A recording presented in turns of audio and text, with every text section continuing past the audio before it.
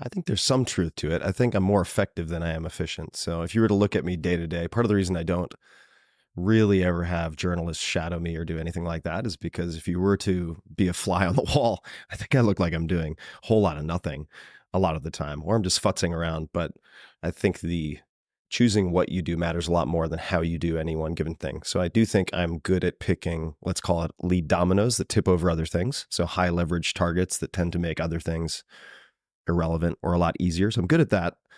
But in the actual execution, I think I look like a drowning monkey a lot of the time. So I would say there is some truth to it, but I would probably replace efficiency with effectiveness. And then in the last 10 to 15 years, I think I've de-optimized a lot since, for instance, if you're running a marathon, you're not going to take a taxi from point A to point B. Sure, that'll be efficient, but that sort of defeats the purpose of the whole exercise.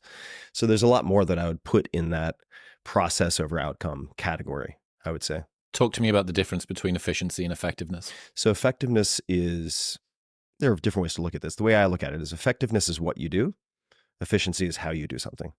But doing something well does not make it important or high leverage. Does that make sense? So if you do an 80-20 analysis and you determine, say, in learning a language, that if you learn the 1,000 highest frequency words, you're going to be conversationally fluent, choosing that subset of vocabulary and then studying it at a B- level is better than choosing the wrong set of vocabulary and studying at an A+ level. So the what matters more than the how, or the material matters more than the method. The task that you choose matters more than how you do any given task. That's how I tend to think about it. You say being efficient without regard to effectiveness is the default mode of the universe. Mm-hmm. Why? I think it's very easy to mistake motion for progress.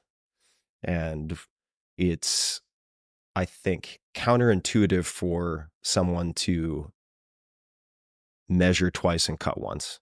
I think front loading a lot of thinking feels like doing nothing. It is doing nothing physically, at least in terms of motion. So the drive, I would say, for a lot of people is to engage in productivity theater, to do things that can pass to others or to yourself as something productive. Look at how busy I am. Right. Look at how busy I am. And it's not like I am a paragon of hitting home runs in this regard. I mean, there are plenty of days where, just like everybody else, I pause for a second and I've been in front of a laptop for an hour and have no idea what I've actually accomplished. Like, I've done stuff. I've looked at a screen. Could not tell you what major projects I've driven forward to in any meaningful way. So as long as you choose the highest leverage tasks, or as long as you have a system for choosing what is important, because that's going to be subjective, then over time, I think you can snowball your way into long-term success again, as you define it. Having those definitions for yourself is important. Otherwise, you're going to be flailing around or mimicking other people. And I think that can end up leading you in a lot of conflicting directions. So if what you work on is more important than how you work on it, what are the rules that you use to choose what to work on?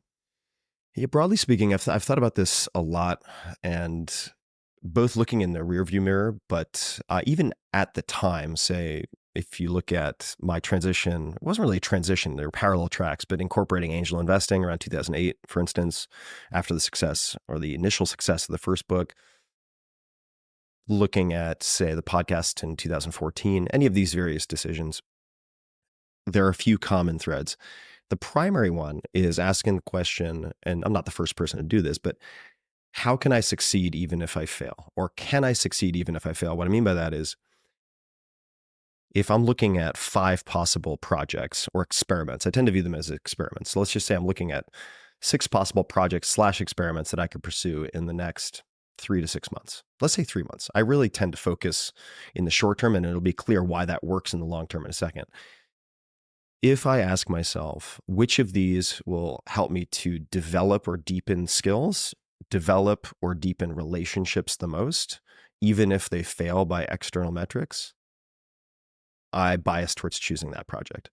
And then even if it fails initially by whatever external metric you might have or perception of the public, as long as those skills and relationships transfer, they persist after that project, those will accumulate over time. And so far, my experience has been they lead to better success. I mean, if you look at, say, Jodorowsky's Dune, which failed, you have Geiger and all these incredible people involved, and then they split off and created these masterworks. And you see many examples like this.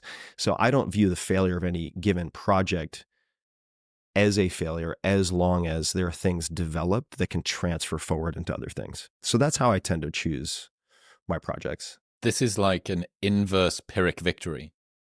Do you know that idea? Yeah, I mean, I know what a Pyrrhic victory is. But this is like an inverse of that. It's an inverse, yeah. It's like a successful failure. Yeah. However you would phrase that. Yeah. How cool. Yeah, and it really, at least for me and also for others, I'm not the only one who's thought about it this way.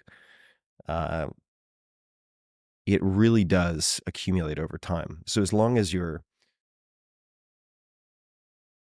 looking at evaluating your, let's just say, accomplishment over a longer period of time, 3 years, 5 years, and you're viewing things as experiments as opposed to like closed loop success or failure, binary outcomes, then it's all feedback. Talk to me about this relationship between 3 months and 5 years.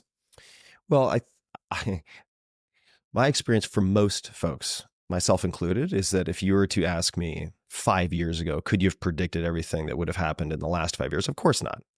And my own experience has been that if I put my all into shorter term projects, let's just say 3 months, within that I have 2 to 4 week experiments that I'm running of various types. Number one, that's kind of semantic insurance against psychological distress from quote unquote failure. Binary. Just framing it differently, using different language to train your thoughts to sort of react differently. And furthermore, I would say that as you run these experiments, let's just say it's 3 months, if you were to try to set in stone some type of 3-year plan, you're probably going to be creating blindness for yourself where you don't see very attractive doors that open that you had not predicted. Can you give me an example? Sure. Me starting the podcast in 2014. So I launched The 4-Hour Chef, which was a very difficult book. I mean, it was a 4-year project that was crammed into a year and a half. It was a suicide mission of sorts. Got it done at incredible personal cost. Yay. Go masochism. And in the process of promoting the book, doing the launch, I always look for the uncrowded, high leverage channel, which is increasing in impact and importance. At that time, that was podcasting. For the first book, it was blogs. So every time I launch a book, I'm looking for that. And I put all the chips into podcasts. And I had the opportunity to be interviewed on Rogan's show and Nerdist and many, many others.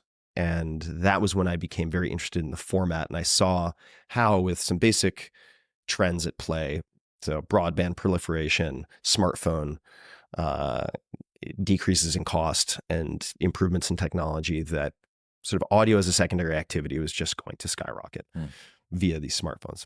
So I wanted to experiment. I never would have known that in advance. If I had spec'd out, for instance, I only do 1-book deals. I've never done a multi-book deal. Why? Because I want to preserve my optionality.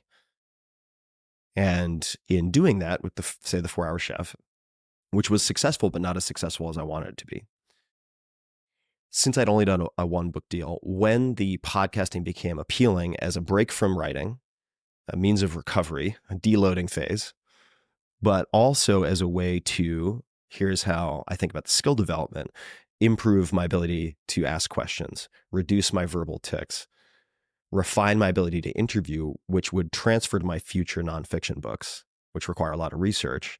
I would also have the ability to deepen my relationships with my close friends. Example, my first episode with Kevin Rose, because otherwise doing hours and hours of Google sleuthing on your friends is pretty creepy.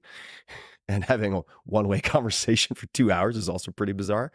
But with the podcast, I would have the pretext that would allow that, and to reach out to people ultimately who I would want to get to know. It checked all the boxes.